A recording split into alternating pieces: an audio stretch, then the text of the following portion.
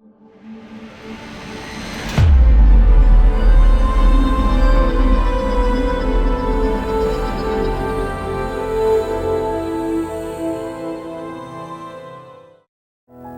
the Lord. Praise the Lord. Hallelujah. Hallelujah. യേശുവേ നന്ദി. യേശുവേ നന്ദി. യേശുവേ സ്തുതി. യേശുവേ സ്തുതി. യേശുവേ ആരാധന. യേശുവേ ആരാധന. ഹല്ലേലൂയ. ഹല്ലേലൂയ. പ്രിയപ്പെട്ട ദൈവജനമേ, ലോകത്തിന്റെ പല ഭാഗങ്ങളിലുള്ള നമ്മളെ ദൈവരാജ്യത്തിന്റെ ഈ വലിയ ശുശ്രൂഷയിലേക്ക് കർത്താവ് ക്ഷണിച്ചിരിക്കുകയാണ്.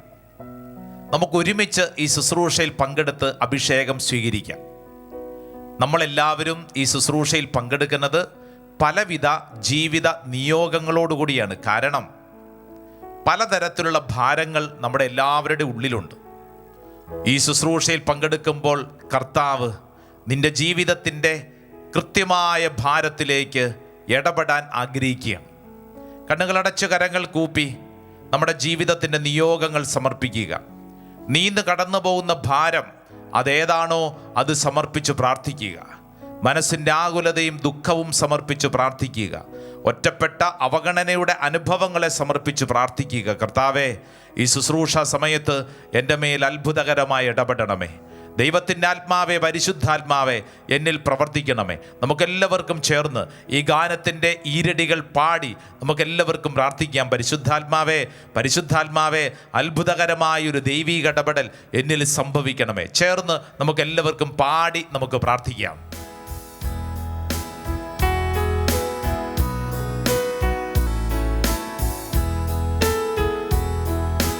സീനായ് മാമലയിൽ ഇറങ്ങി വന്നവനെ, ഇറങ്ങി വന്നവനെ, ചേർന്ന് പാടിക്കേ. സീനായ് മാമലയിൽ ഇറങ്ങി വന്നവനെ, ഇറങ്ങി വന്നവനെ, ആമേൻ. ആത്മദാഹം തീർക്കുവാനായി ഇറങ്ങി വാ ദേവാ. ആത്മദാഹം തീർക്കുവാനായി ഇറങ്ങി വരണമേ. ആത്മദാഹം തീർക്കുവാനായി ആമേൻ. ഇറങ്ങി വാ ദേവാ. പരിശുദ്ധാത്മാവേ, പാവനാത്മാവേ, എൻ ജീവദായകനെ, ജീവദായകനേ, ഇറങ്ങി നീ വാ. ഇറങ്ങി നീ വാ, നിറഞ്ഞു നീ വാ എൻ്റെ ഹൃദയത്തിൽ. രണ്ട് കരങ്ങൾ സ്വർഗത്തിലേക്ക് ഉയർത്തിപ്പിടിച്ച് നിന്റെ ജീവിതത്തിന്റെ ഇന്നത്തെ ഈ അവസ്ഥയിലേക്ക്, ഈ തകർച്ചയിലേക്ക്, ഈ ഭാരത്തിലേക്ക്, നിന്നെ കെട്ടിയിട്ടിരിക്കുന്ന സകല തിന്മയുടെ നാരക ശക്തികളിലേക്ക് ദൈവത്തിന്റെ ആത്മാവിന്റെ ശക്തി ആഗ്രഹിച്ച് വിളിച്ച് ഒന്ന് സ്തുതിച്ചൊന്ന് പ്രാർത്ഥിച്ചേ. ഹല്ലേലൂയാ, ഹല്ലേലൂയാ, ഹല്ലേലൂയാ. യേശുവേ, ആരാധന, ആരാധന, ആരാധന, ആരാധന. ഓ ദൈവത്തിന്റെ ആത്മാവേ, ഞങ്ങളിൽ അത്ഭുതകരമായിട്ട് പ്രവർത്തിക്കണമേ. ദൈവിക ശക്തി കൊണ്ട് ഞങ്ങളെ നിറയ്ക്കണമേ. ഞങ്ങളുടെ മനസ്സിന്റെ ഭാരം മാറ്റണമേ. ഈ ശുശ്രൂഷയിൽ പങ്കെടുക്കുന്ന ഓരോ വ്യക്തികളിലേക്കും ഒരു പുതിയ അഭിഷേകം, ഒരു പുതിയ ശക്തി വെളിപ്പെടട്ടെ എന്ന് പ്രാർത്ഥിക്കുന്നു. കർത്താവേ, കർത്താവേ, അങ്ങയുടെ ശക്തിയിൽ ഞങ്ങൾ ആശ്രയിക്കുന്നു. തളർന്ന മനസ്സുകൾ, ഉണർവില്ലാതെ നഷ്ടപ്പെട്ടു പോയവര്, ജീവിതത്തിൽ മടിപിടിച്ചും ഉത്തരവാദിത്വമില്ലായ്മയിൽ കഴിയുന്നവര്, ഓരോ വ്യക്തിയുടെ മേലും പരിശുദ്ധാത്മ ശക്തി പിതാവിന്റെയും പുത്രന്റെയും പരിശുദ്ധാത്മാവിന്റെ നാമത്തിൽ ആമേൻ, ആമേൻ, ആമേൻ, ആമേൻ. ഹല്ലേലൂയാ, ഹല്ലേലൂയാ. പ്രിയപ്പെട്ട സഹോദരങ്ങളെ, സന്തോഷത്തോടെ ആ കൈകളൊക്കെ കൂപ്പിക്കൊണ്ടെന്ന് പറഞ്ഞേ, ഈശോ മിശിഹായ്ക്ക് സ്തുതിയായിരിക്കട്ടെ. ഈശോ മിശിഹായ്ക്ക് സ്തുതിയായിരിക്കട്ടെ. സന്തോഷത്തോടെ നിങ്ങളുടെയൊക്കെ ചുറ്റുവട്ടത്ത് ആരെങ്കിലും ഉണ്ടെങ്കിൽ അവരെയൊക്കെ വിളിച്ചേ, എന്നിട്ട് അവരോട് പറഞ്ഞേ, യേശുവിൻ്റെ നാമത്തിലാണ്. അപ്പം അതുകൊണ്ട് അവരോട് പറയാം, ഈശോ മിശിഹായ്ക്ക് സ്തുതിയായിരിക്കട്ടെ. ഈശോ മിശിഹായ്ക്ക് സ്തുതിയായിരിക്കട്ടെ. സന്തോഷത്തോടെ നമുക്ക് എല്ലാവർക്കും ഇരിക്കാം. പ്രിയപ്പെട്ട സഹോദരങ്ങളെ, നമ്മൾ ഇന്ന് വലിയ ദൈവാനുഗ്രഹം സ്വീകരിച്ചുകൊണ്ട് ഒരു വലിയ സൗഖ്യത്തിന് വേണ്ടി പ്രാർത്ഥിക്കുന്ന ദിവസമാണ്. കർത്താവിൻ്റെ ആത്മാവ് നമുക്ക് നൽകുന്ന വചനം അത് പത്രോസ്ലിഹായിലൂടെയാണ്. പത്രോസ്ലിഹായുടെ 1-ാം ലേഖനം 2-ാം അധ്യായം 24-ാം തിരുവചനം. 1 Peter chapter 2 verse 24. നമുക്കെല്ലാവർക്കും വളരെ അത്യാവശ്യമായ ഒരു വചനമാണ് പത്രോസ്ലിഹ സമ്മാനിക്കുന്നത്. അപ്പം അതുകൊണ്ട് സാധിക്കുന്ന എല്ലാവരും ഈ വചനം പഠിക്കണം. ബൈബിളൊക്കെ തുറന്ന് നോട്ട് ബുക്കിലേക്ക് ഈ വചനം എഴുതി ഈ വചനം പഠിക്കണേ. വചനത്തിൽ നാം ഇങ്ങനെ വായിക്കുന്നു, നമ്മുടെ പാപങ്ങൾ സ്വന്തം ശരീരത്തിൽ വഹിച്ചുകൊണ്ട് അവൻ കുരിശിലേറി. അത് നാം പാപത്തിന് മരിച്ച് നീതിക്കായി ജീവിക്കേണ്ടതിനാണ്. അവൻ്റെ മുറിവിനാൽ നാം സൗഖ്യമുള്ളവരാക്കപ്പെട്ടിരിക്കുന്നു. അവൻ്റെ മുറിവിനാൽ നാം സൗഖ്യമുള്ളവരാക്കപ്പെട്ടിരിക്കുന്നു. അവൻ്റെ മുറിവിനാൽ നാം സൗഖ്യമുള്ളവരാക്കപ്പെട്ടിരിക്കുന്നു. ഈ ശുശ്രൂഷയിൽ പങ്കെടുക്കുന്ന പ്രിയപ്പെട്ടവരെ, നിങ്ങൾ ആ വലതുകരം നെഞ്ചോട് ചേർത്ത് ഒരു നിമിഷം ഒന്ന് കണ്ണടച്ച് പ്രാർത്ഥിച്ചേ. യേശുവിൻ്റെ മുറിവിനാൽ ഞാൻ സൗഖ്യമുള്ളവനാക്കപ്പെട്ടിരിക്കുന്നു, സൗഖ്യമുള്ളവരാക്കപ്പെട്ടിരിക്കുന്നു. പലവിധ മുറിവുകൾ, പലവിധ ഭാരങ്ങൾ നമ്മുടെ ഉള്ളിലുണ്ട്. ഇത് വിശ്വസിക്കണം. കർത്താവിൻ്റെ മുറിവിനെ സ്പർശിക്കുന്ന സമയമാണ്. ഞാൻ അനുഭവിക്കുന്ന അവഗണനയും ഒറ്റപ്പെട്ട അനുഭവങ്ങളും ജീവിതത്തിലെ സകല ഭാരങ്ങളും, ഇതിൻ്റെ എല്ലാത്തിൻ്റെ നടുവിൽ ഈശോ എനിക്ക് നൽകുന്ന വലിയൊരു സൗഖ്യം. ഇതാ, യേശുവിൻ്റെ മുറിവിനാൽ ഞാൻ സൗഖ്യമുള്ളവനാക്കപ്പെട്ടിരിക്കുന്നു, സൗഖ്യമുള്ളവളാക്കപ്പെട്ടിരിക്കുന്നു. ഹല്ലേലൂയാ. സ്വർഗ്ഗത്തിൽ പറഞ്ഞ ഹല്ലേലൂയാ, ഹല്ലേലൂയാ. പ്രിയപ്പെട്ട സഹോദരങ്ങളെ, ഞാനൊരു ചോദ്യം ചോദിക്കട്ടെ. നിങ്ങൾക്ക് നിങ്ങളുടെ സ്വഭാവം ഇഷ്ടമാണോ? ഇഷ്ടമാണെന്ന് പറയണമെന്ന് ആഗ്രഹമുണ്ട്. പക്ഷേ നമ്മുടെയൊക്കെ അടുത്ത് നമ്മുടെ സ്വഭാവം അറിയാവുന്ന പ്രിയപ്പെട്ടവരുള്ളത് കൊണ്ട് അത് പറ്റുന്നില്ല. നമ്മുടെയൊക്കെ സ്വഭാവത്തിൽ നമുക്കിഷ്ടമല്ലാത്ത പല കാര്യങ്ങളും ഉണ്ട്, അല്ലേ? നമ്മുടെ സ്വഭാവത്തിൽ നമുക്കിഷ്ടമല്ലാത്ത പല കാര്യങ്ങൾ. ഇതെവിടുന്ന് കിട്ടി? ഇതെവിടുന്നാണ് നമുക്കുണ്ടായേ? നമുക്കറിയാം, ജീവിത അനുഭവങ്ങളിലൂടെ നമ്മളിൽ രൂപപ്പെട്ടവയാണിവ. പലവിധ ജീവിത അനുഭവങ്ങളും, മുറിവേറ്റ സങ്കടത്തിൻ്റെ, ഭാരത്തിൻ്റെ അനുഭവങ്ങൾ നമ്മുടെ ഉള്ളിൽ കിടക്കുന്നുണ്ട്. ഈ അനുഭവങ്ങൾ നമ്മളെ വീണ്ടും വീണ്ടും മുറിവേൽപ്പിക്കുന്ന ഒരു അനുഭവത്തിലേക്ക്, മറ്റൊരു വാക്കിൽ പറഞ്ഞാൽ മുറിവ് മറ്റുള്ളവർക്ക് സമ്മാനിക്കുന്ന ഒരു ഘടകത്തിലേക്ക് നമ്മളെ മാറ്റി. സാധാരണ നമ്മൾ പറയുന്നൊരു കാര്യമുണ്ടല്ലോ, മുറിവേറ്റവൻ മറ്റുള്ളവരെ മുറിവേൽപ്പിക്കും. സത്യമായ കാര്യം. നമ്മൾ മുറിവേറ്റതാണെങ്കിൽ മറ്റുള്ളവരെ നമ്മൾ മുറിവേൽപ്പിക്കും. ഇതൊരു ലോക തത്വമാണ്. നമ്മുടെ കുടുംബത്തിലും നമ്മുടെ വ്യക്തി ജീവിതത്തിലും നിങ്ങൾ ശ്രദ്ധിച്ചോളൂ. ഏതൊരു വ്യക്തിയുടെ തകർച്ചയും ഭാരവും ആ വ്യക്തിയുടെ ഉള്ളിൽ മുറിവേൽപ്പിക്കും. ആ വ്യക്തി പിന്നീട് മറ്റുള്ളവർക്ക് മുറിവുകൾ സമ്മാനിക്കും. നിങ്ങളുടെ ജീവിതത്തിൽ നിങ്ങളെ വിഷമിപ്പിക്കുന്ന ആരെങ്കിലും ഉണ്ടോ? നിങ്ങളത് ചിന്തിക്കുമ്പോഴത്തേക്ക് നിങ്ങൾക്ക് മനസ്സിലാവുന്നൊരു കാര്യം, ആ വ്യക്തി മുറിവേറ്റ വ്യക്തിയാണ്, വേദനിക്കപ്പെട്ട വ്യക്തിയാണ്. അതുകൊണ്ടാണ് ആ വ്യക്തി നിന്നെ വേദനിപ്പിക്കുന്നത്. ആ മുറിവ് നമുക്ക് കിട്ടിക്കഴിയുമ്പോൾ നമ്മൾ എന്താ ചെയ്യുന്നത്? നമ്മൾ ഈ വേദന മുഴുവൻ മറ്റുള്ളവർക്ക് സമ്മാനിക്കും. ഒരു കുടുംബം, ആ കുടുംബത്തിൽ അമ്മായിയമ്മ, അതായത് ആ കുടുംബത്തിലെ അമ്മ, മരുമകളാണ് പ്രശ്നമായിട്ട് വന്നിരിക്കുന്നത്. മരുമകൾ വന്നിട്ട് പറഞ്ഞ്, എൻ്റെ അച്ഛാ, അമ്മേനെ കൊണ്ട് മടുത്തു, അതായത് അമ്മായിയമ്മേനെ കൊണ്ട് മടുത്തു, ഒരു സമാധാനം തരത്തില്ല അച്ഛാ. കല്യാണം കഴിച്ച് ഞാൻ ആ വീട്ടിൽ വന്നിട്ട് ഇപ്പോൾ കുറേ വർഷങ്ങളായി, എനിക്കിപ്പോൾ ഒരു കൊച്ചൊക്കെ ഉണ്ട്, ഒരു സമാധാനം തരത്തില്ല. ഞാൻ ചോദിച്ചു, എങ്ങനെയാണ് ഈ അമ്മ സമാധാനം തരാത്തത്? അച്ഛാ, ഞാനും എൻ്റെ ഭർത്താവും ഒരുമിച്ചിരുന്ന് വർത്തമാനം പറയുന്നത് കാണുമ്പോൾ അമ്മയ്ക്ക് അസ്വസ്ഥയാണ്. ഞങ്ങൾ പരസ്പരം ചിരിക്കുന്നതും തമാശ കൂടുന്നതും ഒന്നും അമ്മയ്ക്ക് ഇഷ്ടമല്ല. കല്യാണം കഴിച്ച് വന്ന് ആദ്യ നാളുകൾ, എൻ്റെ മധുവിധ കാലഘട്ടം, രാത്രി 11-12 മണിവരെ അടുക്കളയിൽ ഇരുത്തി എൻ്റെ പാത്രം കഴുകിപ്പിക്കും. എൻ്റെ ചേട്ടൻ, എൻ്റെ ഭർത്താവ് എന്നെ കാത്തിരു മുറിയിലിരിക്കും. അവസാനം വിഷമിച്ച് അയാൾ കിടന്നുറങ്ങിപ്പോവും. എൻ്റെ അമ്മ, അതായത് എൻ്റെ കുടുംബത്തിൽ എൻ്റെ ഭർത്താവിൻ്റെ അമ്മ സമ്മതിക്കുകയല്ല അച്ഛാ, ഒരു സന്തോഷം തരത്തില്ല. എന്നെ ഈ പണിയിപ്പിക്കുക എന്നുള്ളതല്ല, മറിച്ച് എൻ്റെ ഭർത്താവിൻ്റെ കൂടെ ഇരിക്കാനോ സംസാരിക്കാനോ ഒന്നും സമ്മതിക്കത്തില്ല. അപ്പം ഞാൻ ഈ പെണ്ണിനോട് ചോദിച്ചു, നിനക്ക് നിൻ്റെ അമ്മയെക്കുറിച്ച് ഇങ്ങനെ ഒരു അഭിപ്രായമുണ്ട്, ശരി, ഈ അമ്മ ഇങ്ങനെയായെന്ന് ചിന്തിച്ചിട്ടുണ്ടോ? അപ്പം ഈ പെൺകുട്ടി പറഞ്ഞു, അച്ഛാ, എനിക്കത് മനസ്സിലാവും, അതുകൊണ്ടാണ് ഞാൻ പ്രാർത്ഥിക്കാൻ വന്നത്. ഈ പറയുന്ന എൻ്റെ അമ്മായിയമ്മ 18 വയസ്സ് തികഞ്ഞപ്പോൾ കല്യാണം കഴിഞ്ഞതാണ്. കേരളത്തിലെ ഒരു പ്രത്യേക സാഹചര്യത്തിൽ നിന്ന് ഇതാ ഇങ്ങനെ പുറത്തോട്ട്, അതായത് കേരളത്തിന് പുറത്തുള്ള ഒരു സ്ഥലത്താണ് ഇവർ താമസിക്കുന്നത്, അവിടേക്ക് വന്നതാണ്. 18 വയസ്സ് മുതൽ അച്ഛ ഈ വീട്ടിൽ വന്നതിന് ശേഷം കണ്ണുനീരും ദുഃഖവുമാണ്. ഒരിക്കലും ജീവിത പങ്കാളിയോട് ചേർന്ന്, അതായത് അമ്മായിയപ്പനോട് ചേർന്ന്, അപ്പനോട് ചേർന്ന് സ്നേഹം പങ്കിടാൻ പറ്റിയിട്ടില്ല. എപ്പോഴും അസ്വസ്ഥതയാണ്. വർഷങ്ങൾ മുന്നോട്ട് നീങ്ങുന്നു, കുഞ്ഞുങ്ങളൊക്കെ ഉണ്ടായി, കുടുംബം മുന്നോട്ട് നീങ്ങുന്നു, പക്ഷേ സ്വസ്ഥതയില്ല, സമാധാനമില്ല, സ്നേഹമില്ല. അതുകൊണ്ട് ആരെ എല്ലാവരെയും സ്നേഹത്തോടെ കണ്ടോ അപ്പോൾ അവരോടൊക്കെ ഈ സ്ത്രീക്ക് ദുഃഖമാണ്, ഭാരമാണ്, അസ്വസ്ഥതയാണ്. പ്രിയപ്പെട്ട സഹോദരങ്ങളെ, ഞാനിത് പറഞ്ഞത് ഒറ്റപ്പെട്ട സംഭവമല്ല. നിന്റെ വീട്ടിൽ ആരെങ്കിലും നിന്നെ അസ്വസ്ഥപ്പെടുത്തുന്നു, നിന്റെ ജോലി സ്ഥലത്ത് അസ്വസ്ഥപ്പെടുത്തുന്നു, നീ ആയിരിക്കുന്ന ജീവിത വഴികൾ നിന്നെ ആരെങ്കിലും അസ്വസ്ഥപ്പെടുത്തുന്നുണ്ടെങ്കിൽ ഒരു കാര്യം ഉറപ്പിക്കണം, അവർ അസ്വസ്ഥരാണ്, അവർ മുറിവേറ്റവരാണ്. ആ മുറിവാണ് സമ്മാനിക്കുന്നത്. ഈ അസ്വസ്ഥത നിനക്ക് കിട്ടിക്കഴിഞ്ഞാൽ നീ ഇത് തന്നെ മറ്റുള്ളവർക്ക് കൊടുക്കത്തില്ലേ? ഈ കാലഘട്ടത്തിൽ ഈശോ നിന്റെ മുമ്പിൽ വെച്ച് നീട്ടുന്ന ഏറ്റവും വലിയ സൗഖ്യം, ഈ മുറിവുകളെ നീ മറ്റുള്ളവർക്ക് സമ്മാനിക്കാനും മറ്റുള്ളവരെ നശിപ്പിക്കാനുമല്ല, മറിച്ച് നിന്റെ മുറിവുകളെ ഒരു സൗഖ്യമാക്കി നീ സ്വീകരിക്കണം, സൗഖ്യമാക്കി സ്വീകരിക്കണം. ഇവിടെയാണ് ഒരു ക്രിസ്ത്യാനിക്ക് ലഭിക്കുന്ന അഭിഷേകം. അതെന്താ ക്രിസ്ത്യാനിക്ക് ലഭിക്കുന്ന അഭിഷേകം?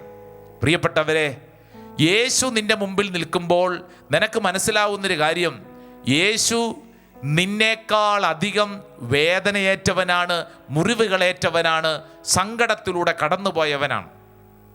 ഈശോ നിന്നേക്കാൾ അധികമായി അടികളേറ്റവനാണ്. സ്വീഡനിലെ ബ്രിജിറ്റാമ, സെന്റ് ബ്രിജിറ്റ ഓഫ് സ്വീഡൻ, ഈ വിശുദ്ധയ്ക്ക് ഒരു സ്വർഗീയമായ ദർശനം കിട്ടി. ആ ദർശനം എന്തെന്നറിയോ?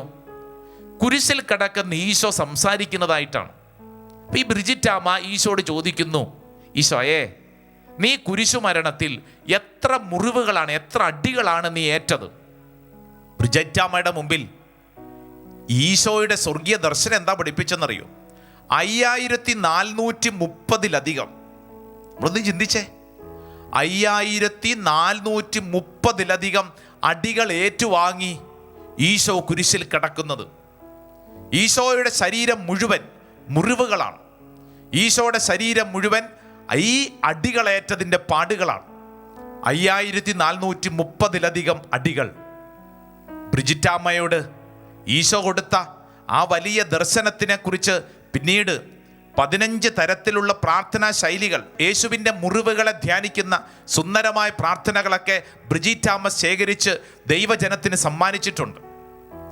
ഈ പ്രാർത്ഥനാ രീതികളൊക്കെ വെച്ച് നോക്കുമ്പോൾ നമുക്ക് മനസ്സിലാകുന്നൊരു കാര്യം, എൻ്റെ ജീവിതത്തിൽ എനിക്ക് വേണ്ടി എന്നേക്കാൾ അധികം അടികളേറ്റ, മുറിവുകളേറ്റ ഒരുവനുണ്ട് എന്നുള്ളതാണ്. പ്രിയപ്പെട്ട സഹോദരങ്ങളെ, ഈ ഒരു തിരിച്ചറിവ് നമ്മുടെ ജീവിതത്തിൽ ലഭിച്ചാൽ നമ്മുടെ മുറിവുകളെല്ലാം സൗഖ്യത്തിൻ്റെ മുറിവുകളായി മാറും. ഇന്ന് സംഭവിച്ചുകൊണ്ടിരിക്കുന്നത്, നിനക്കേറ്റ മുറിവ് നീ മറ്റുള്ളവരെ നശിപ്പിക്കാൻ ഉപയോഗിക്കുന്നെങ്കിൽ, കുരിശിൽ കിടക്കുന്ന ഈശോ നിന്നെ പഠിപ്പിക്കുന്ന ഒരു ആത്മീയ രഹസ്യം, ശ്രദ്ധിച്ചേ, ഇതൊരു സ്പിരിച്വൽ സീക്രട്ടാണ്, ആത്മീയ രഹസ്യമാണ്. എന്ത്? നീ ഇന്ന് അനുഭവിക്കുന്നതിന് മുമ്പേ നിനക്ക് വേണ്ടി അനുഭവിച്ച, നിന്നേക്കാൾ അധികം അനുഭവിച്ച ഒരുവനുണ്ട്. ആയതിനാൽ ഇന്നത്തെ നിന്റെ എല്ലാ സഹനങ്ങളും അവൻ്റെ സഹനത്തോട് ചേർക്കപ്പെടുന്നതാണ്. യേശുവിൻ്റെ കുരിശുമരണത്തോട് ചേർക്കപ്പെടുന്നതാണ് നിന്റെ ഇന്നത്തെ എല്ലാ മുറിവുകളും. ഈശോ എന്നെയും നിന്നെയും ക്ഷണിക്കുന്നത് ഈ വലിയ ഒരു സൗഖ്യം അനുഭവിക്കുന്നതിന് വേണ്ടിയിട്ടാണ്. പ്രിയപ്പെട്ട സഹോദരങ്ങളെ, നിങ്ങൾ കേട്ടിട്ടുണ്ടോ ബക്കീത്ത എന്ന് പറയുന്ന ഒരു പെൺകുട്ടിയെക്കുറിച്ച്? ബക്കീത്ത എന്നുള്ളത് സത്യത്തിൽ അവളുടെ പേരല്ല, പിന്നീട് ആ പേര് രൂപപ്പെട്ടതാണ്. യഥാർത്ഥത്തിലുള്ള പേര് മറന്നുപോയ സുഡാൻ എന്ന് പറയുന്ന ആഫ്രിക്കൻ രാജ്യത്തിലെ ഒരു പാവപ്പെട്ട അടിമ പെൺകുട്ടിയാണ് ബക്കീത്ത എന്ന് പറയുന്ന ഈ പെൺകുട്ടിക്ക് പേര് കിട്ടിയത്, അറബിക്കായിട്ടുള്ള ഈ പേര് കിട്ടുന്നത് ആരോ അവൾക്ക് സമ്മാനിച്ചതാണ്. അടിമപ്പണി ചെയ്യുന്നതിനിടയിൽ ഏതോ യജമാനൻ കൊടുത്ത പേരാണ് ബക്കീത്ത എന്ന വാക്കിൻ്റെ അർത്ഥം ഫോർച്ചുനേറ്റ്, ലക്കി, ഭാഗ്യവതി എന്നാണ്. എന്ത് ഭാഗ്യം ഈ അടിമ പെണ്ണിന്! ജീവിതകാലം മുഴുവൻ അടിമപ്പണി ചെയ്യാൻ നിയോഗിക്കപ്പെട്ട ഒരു പാവ പെണ്ണ്. പ്രിയപ്പെട്ടവരെ, സുഡാൻ എന്ന് പറയുന്ന രാജ്യത്ത് പലവിധ അടിമ ചന്തകളിൽ പലർക്ക് മുമ്പിലും ജീവിതത്തിൽ മുറിവേറ്റ അനുഭവമായിട്ട് നീങ്ങുന്ന ഈ കൊച്ചു പെണ്ണ്, ഒരു യജമാനൻ ഈ പെണ്ണിനെയും കൊണ്ട് ഇറ്റലി എന്ന് പറയുന്ന രാജ്യത്തേക്ക് കടക്കുന്നു. ഈ പെണ്ണിൻ്റെ ശരീരം മുഴുവൻ മുറിവുകളാണ്. അടികളേറ്റതിൻ്റെ, അടിമപ്പണി ചെയ്തതിൻ്റെ ജീവിതത്തിൻ്റെ മുറിവുകളാണ്. ശരീരത്തിലേറ്റ മുറിവിനേക്കാൾ വലുതാണ് ഈ പെണ്ണിൻ്റെ ഉള്ളിലുള്ള മുറിവുകൾ. അങ്ങനെ ഇറ്റലിയിൽ എന്ന് പറയുന്ന രാജ്യത്തെത്തുന്നു. അവിടെ വെച്ച് യജമാനൻ്റെ പക്കൽ നിന്ന് ഇവൾ ഓടി രക്ഷപ്പെടും. എന്നിട്ട് വലിയ ഒരു കെട്ടിടത്തിൽ ഇവൾ അഭയം പ്രാപിക്കും. ഈ കെട്ടിടം അതൊരു ദേവാലയമായിരുന്നു. ഈ പെൺകുട്ടിക്ക് ദേവാലയം എന്തെന്നറിഞ്ഞുകൂടാ, ക്രിസ്ത്യാനിയല്ല, ജീവിതത്തിൽ ഇന്നോളം ഇപ്രകാരമുള്ള ജീവിതാവസ്ഥ കണ്ടിട്ടില്ല. ഒരു ദേവാലയത്തിൻ്റെ അകത്ത് കയറി ഒരു മൂലയിൽ പോയിട്ട് ഈ പെൺകുട്ടി ഇങ്ങനെ പതുങ്ങിയിരിക്കും, പേടിച്ചരണ്ട്. യജമാനൻ വന്ന് പിടിക്കുമോ എന്ന് പേടിച്ചരണ്ടവളെ പോയിരിക്കും. അപ്പോഴാണ് ആ ദേവാലയത്തിലെ പ്രിയപ്പെട്ട വികാരിയച്ഛൻ വന്നു ഈ പെൺകുട്ടിയെ വിളിച്ചിട്ട് പറഞ്ഞു, മോളെ നീ എന്തിനാ വിഷമിക്കുന്നേ, നീ എന്തിനാ ഇങ്ങനെ ഇവിടെ ഇരിക്കുന്നേ? അപ്പോൾ ഈ പെൺകുട്ടി പറഞ്ഞു, ഞാനൊരു അടിമ പെൺകുട്ടിയാണ്, എന്നെ പുറത്തേക്ക് ഇറക്കി വിടല്ലേ, എൻ്റെ യജമാനൻ കണ്ടാൽ എന്നെ പിടിച്ചോണ്ട് പോകും, എന്നെ മുറിവേൽപ്പിക്കും, എന്നെ വേദനിപ്പിക്കും, എന്നെ പുറത്തോട്ട് വിടല്ലേ. ഈ അച്ഛൻ പറഞ്ഞു, വിഷമിക്കേണ്ട, നീ വരൂ, നിന്നെ ആരും ഒന്നും ചെയ്യത്തില്ല, നീ വരൂ. ഈ പെൺകുട്ടിയെ കൊണ്ട് അൾത്താരയുടെ മുൻവശത്തെത്തി. അൾത്താരയിലേക്ക് നോക്കിയപ്പോൾ നമ്മുടെ ബക്കീത്ത എന്ന് പറയുന്ന പെണ്ണ് കരയാൻ തുടങ്ങി. കാരണം ദേ അൾത്താരയിൽ കുരിശേൽ ഒരുത്തൻ കിടക്കുന്നു. ഇത് കണ്ട് ഈ പെണ്ണ് കരയാനും വിറങ്ങലിക്കാൻ തുടങ്ങി. കാരണം സുഡാൻ എന്ന് പറയുന്ന രാജ്യത്ത് അന്ന് ആ കാലഘട്ടത്തിൽ അടിമകളെ കൊന്നിരുന്നത് കുരിശിൽ തറച്ചുകൊണ്ടാണ്. ഈ പെണ്ണ് അൾത്താരയിലേക്ക് നോക്കുമ്പോൾ കാണുന്ന കാഴ്ച ഇതാ, കുരിശിൽ ഒരുത്തൻ കിടക്കുന്നു. എൻ്റെ ഈ നാട്ടിലെ അതേ അവസ്ഥയാണ് ഇവിടെയും അടിമകൾക്ക് ജീവിക്കാൻ സ്വാതന്ത്ര്യമില്ലേ? ഞങ്ങളെയും ഇതുപോലെ കുരിശേൽ കയറ്റുവോ? ഇവിടെ ചോദിക്കും, ഈ കുരിശെ കിടക്കുന്നതാരാ? എൻ്റെ നാട്ടിലും ഇങ്ങനെ പലരെയും കണ്ടിട്ടുണ്ട്, ഇതാരാ ഈ കുരിശെ കിടക്കുന്നത്? അപ്പോൾ അച്ഛൻ പറഞ്ഞു കൊടുക്കും, മോളെ അത് ഞങ്ങളുടെ ദൈവമാണ്. ഈ പെണ്ണൊന്ന് ചിരിച്ചോണ്ട് പറയും, ദൈവമോ? ഇത് അടിമയല്ലേ, അടിമ, കുരിശേൽ കിടക്കുന്ന അടിമ, ഞങ്ങളുടെ നാട്ടിൽ ഇങ്ങനെയാ. അപ്പോൾ ഈ പെണ്ണിനോട് അച്ഛൻ പറയും, മോളെ ഈ അടിമ ഞങ്ങളുടെ ദൈവമാണ്, ഞങ്ങളുടെ ദൈവമാണ്.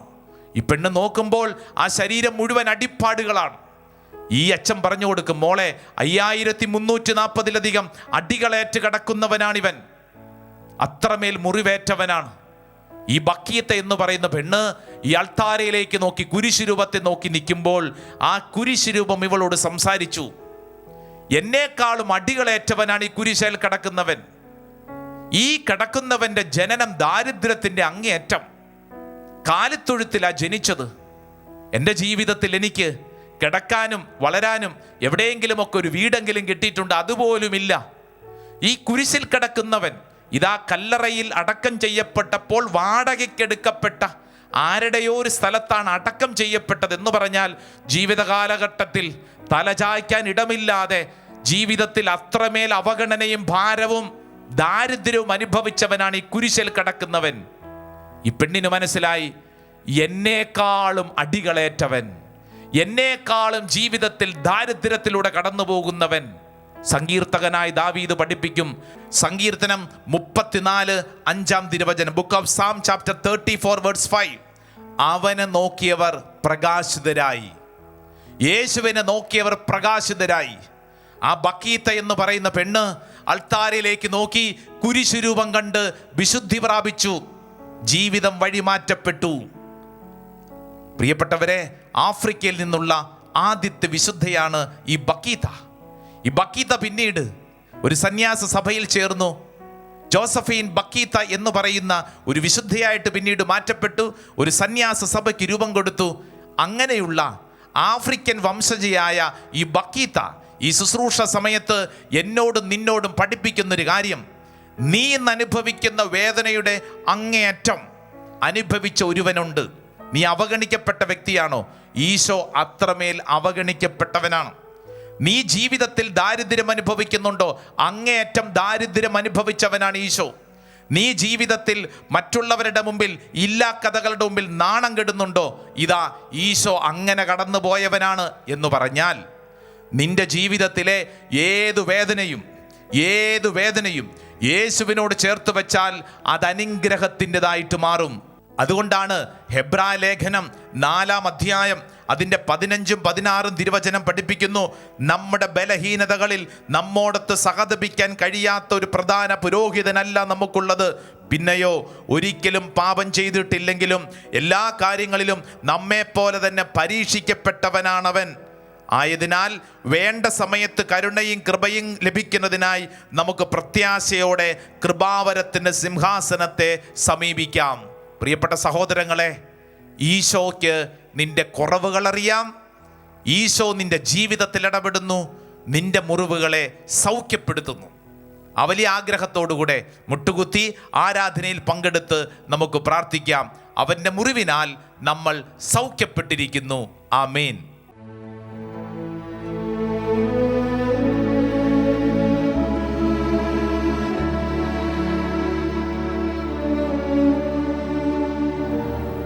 പരിശുദ്ധ പരമമാ ദിവ്യകാരുണ്യമേ,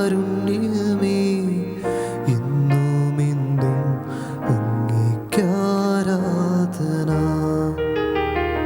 പരിശുദ്ധ പരമമാ ദിവ്യകാരുണ്യമേ,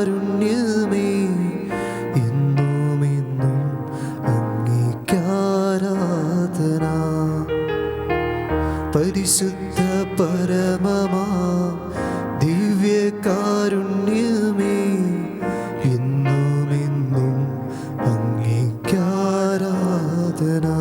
രണ്ട് കരങ്ങളും ഉയർത്തി സ്തുതിച്ചൊന്ന് പ്രാർത്ഥിക്കട്ടെ. ഹല്ലേലൂയ. യേശുവേ, ആരാധന ആരാധന ആരാധന ആരാധന ആരാധന. ഓ കർത്താവേ, ഞങ്ങൾ അങ്ങേ സ്തുതിക്കുന്നു, ആരാധിക്കുന്നു, നന്ദി പറഞ്ഞ് പ്രാർത്ഥിക്കുന്നു. Hallelujah hallelujah hallelujah hallelujah. യേശുവേ, ആരാധന ആരാധന ആരാധന. Price the Lord. Hallelujah hallelujah. പ്രിയപ്പെട്ട സഹോദരങ്ങളെ, പരിശുദ്ധ അൾത്താര നമ്മളെ സൗഖ്യപ്പെടുത്തുകയാണ്. കാരണം നമ്മുടെ ജീവിതത്തിൽ നമ്മൾ അനുഭവിക്കുന്ന എല്ലാ അനുഭവങ്ങളെക്കാളും വലിയ മുറിവും വേദനയും അവഗണനയും ഒറ്റപ്പെടലും അനുഭവിച്ച ഒരുവൻ്റെ മുമ്പിലാണ് നമ്മളിപ്പോൾ പ്രാർത്ഥിക്കുന്നത്. നീ ഇന്ന് കടന്നു പോകുന്ന എല്ലാ വേദനകളും മനസ്സിലാക്കാൻ കഴിവുള്ളവനാണ് ഈശോ. കാരണം ഈശോ നിന്നേക്കാൾ അധികമായി അനേക ദുഃഖ അനുഭവങ്ങളിലൂടെ കടന്നുപോയവനാണ്. ഒരു പാപം പോലും ചെയ്യാതിരുന്നിട്ടും യേശു നിനക്ക് വേണ്ടി മരിച്ചു, വേദനകളേറ്റു, അടികളേറ്റു. അവൻ്റെ മുറിവിനാൽ നമ്മൾ സൗഖ്യമുള്ളവരാക്കപ്പെട്ടിരിക്കുന്നു.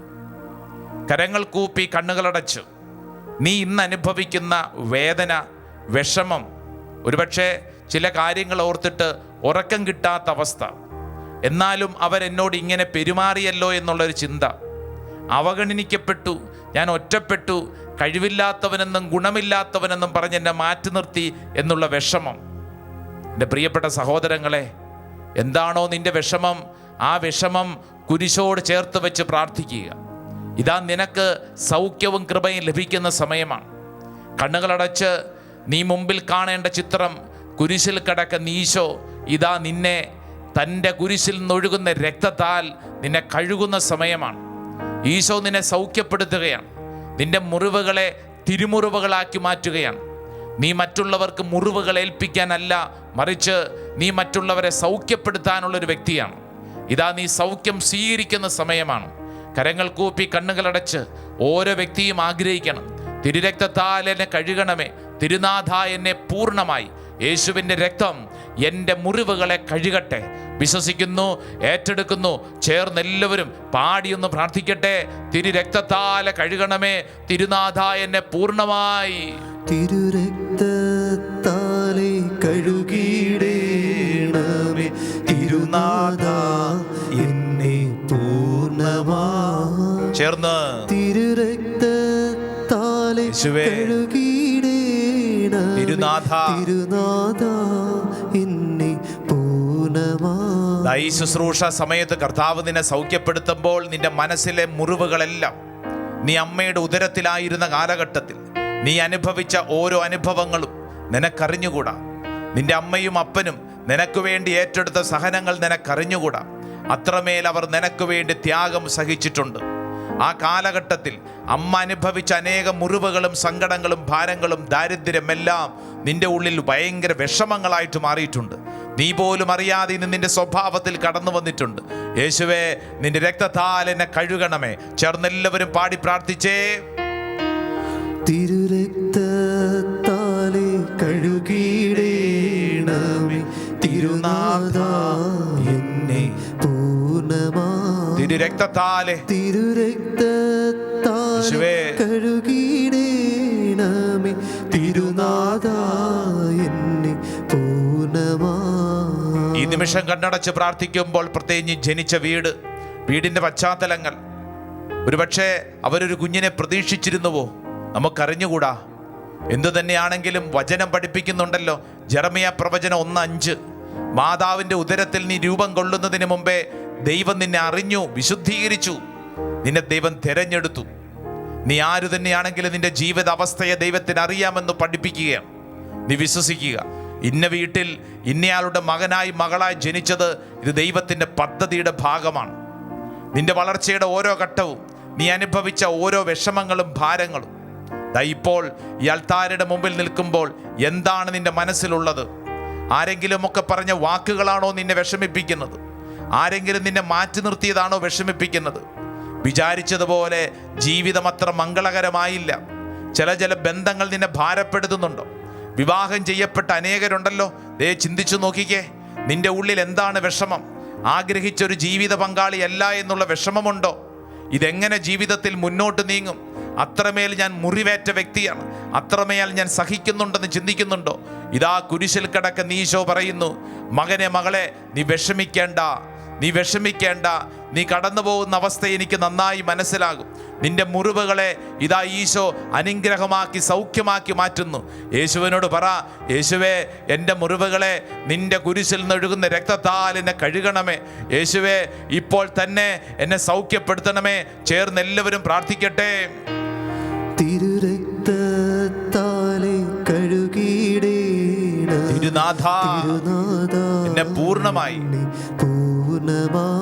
യേശുവേ തിരുരക്തത്താലെ കഴുകിടേണം തിരുനാഥാ എന്നെ പൂർണ്ണമായി. ഓരോ വ്യക്തിയും 2 കരങ്ങൾ സ്വർഗത്തിലേക്കൊന്ന് ഉയർത്തിപ്പിടിക്കുക.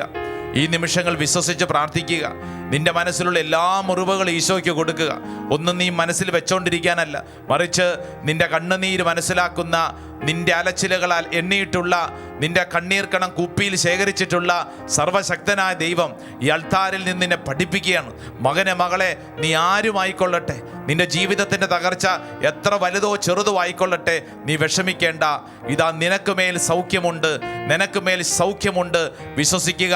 2 കരങ്ങൾ നെഞ്ചോട് ചേർത്ത് ഈ സൗഖ്യം ഏറ്റെടുക്കുക. എല്ലാവരും ഒന്ന് സ്തുതിച്ചൊന്ന് പ്രാർത്ഥിക്കട്ടെ. ഹല്ലേലൂയാ, ഹല്ലേലൂയാ, ഹല്ലേലൂയാ.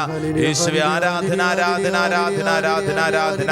ഓ കർത്താവേ, ഞങ്ങൾ വിശ്വസിച്ച് പ്രാർത്ഥിക്കുന്നു, ഞങ്ങൾ ഏറ്റെടുത്ത് പ്രാർത്ഥിക്കുന്നു. കർത്താവിൻ്റെ കരുണ ഞങ്ങളുടെ മേൽ വെളിപ്പെടട്ടെ. യേശുവേ ഞങ്ങൾ വിശ്വസിച്ച് പ്രാർത്ഥിക്കുന്നു. Hallelujah, hallelujah, hallelujah. Praise the Lord. Hallelujah, hallelujah. തുടർന്ന് ആശീർവാദം സ്വീകരിക്കാൻ വേണ്ടി നീ ഒരുങ്ങാൻ പോവാ. ഈ ആശീർവാദ സ്വീകരണ സമയത്ത് പ്രത്യേകിച്ച് നീ പ്രാർത്ഥിക്കണം. നിന്റെ മനസ്സിൽ എന്തെല്ലാം തരത്തിലുള്ള മുറിവുകളുണ്ടോ, ആ മുറിവുകൾക്കെല്ലാം ഇതാ ഈശോ തൻ്റെ സൗഖ്യത്തിൻ്റെ കരം ഈ ആശീർവാദത്തിലൂടെ നൽകുകയാണ്.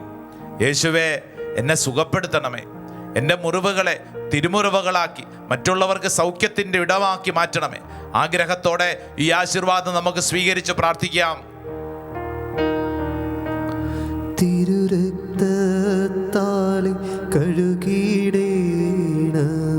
തിരുനാഥാ എന്നെ പൂർണ്ണമായി.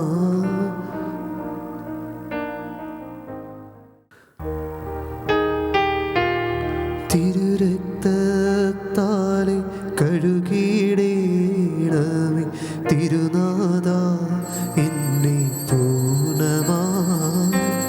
തിരുരക്തത്താലെ കഴുകിടേണമേ തിരുനാഥാ എന്നെ പൂർണ്ണമായി. തിരുരക്തത്താലെ കഴുകിടേണമേ തിരുനാഥാ എന്നെ പൂർണ്ണമായി.